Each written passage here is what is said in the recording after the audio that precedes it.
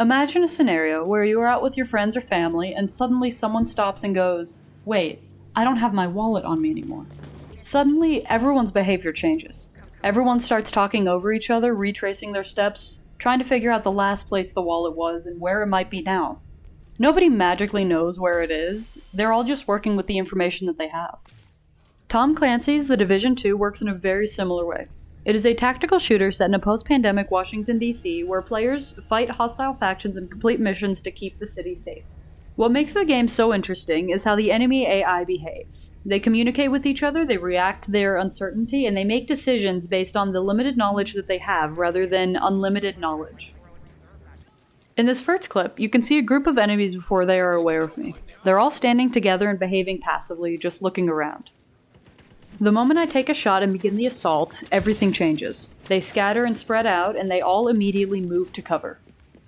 According to VG247, the AI in The Division 2 is designed to feel both reactive and dynamic, meaning that enemies don't immediately switch to shooting you once combat begins. They first take cover to protect themselves in a way that feels logical. In the next clip, one of the enemies shouts, "Over there! We got a live one!" This isn't just a voice line for atmosphere.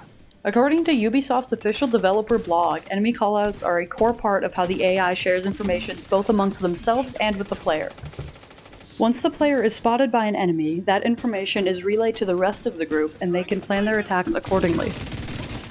The different enemy factions in The Division 2 are actually also designed with distinct personalities.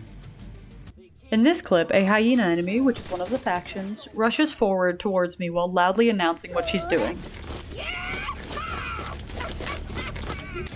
According to Ubisoft developers, factions like the hyenas are designed to be more reckless and aggressive as opposed to the True Sons, who we saw in the first clip. The True Sons are meant to be more tactical and intentional. Their pre-programmed personalities reflect in their actions. For example, the hyenas are more aggressive, and so they want to close in on the player throughout the course of the fight. On the other hand, the True Sons are more organized and tactical, so they would rather keep their distance and attack the player from a safer range. This use of personality allows the players to quickly understand and adapt to the fight that they are facing.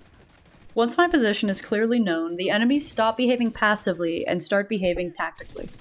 In this clip, both enemies begin to flank on both sides of the car that I'm hiding behind, as neither of us can see or attack each other from the current position. In an interview published by Game Developer, the developers explained that the Division's AI was extensively tested to ensure that enemies coordinate and apply pressure the way that a real team would during real-life combat. If enemies lose sight of the player, their behavior changes once again. Here, one of them calls out, "Can't see the target!" Ubisoft explains that losing line of sight introduces uncertainty and forces the enemies to search and reposition to find the player instead of instantly tracking the player's movements.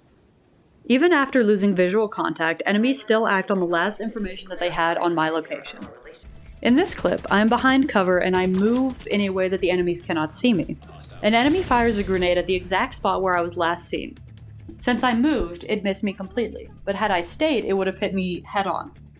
Having the enemies rely on this last known position data prevents the AI from feeling unfair or omnipotent, and it reinforces the logical decision-making throughout combat.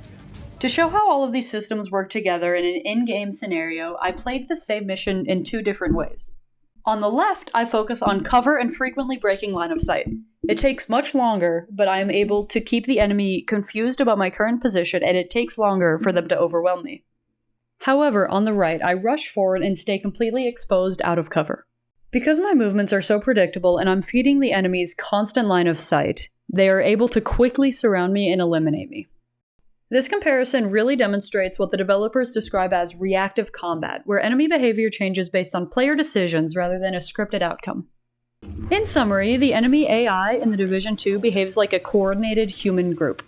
They communicate through callouts that the player also hears, they react to uncertainty, and they rely on last known information rather than perfect awareness.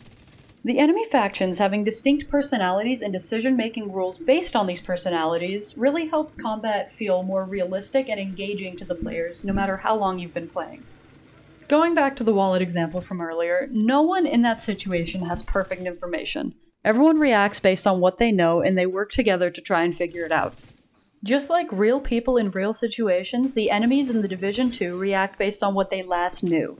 And that uncertainty is what makes the combat feel dynamic and adaptive rather than scripted.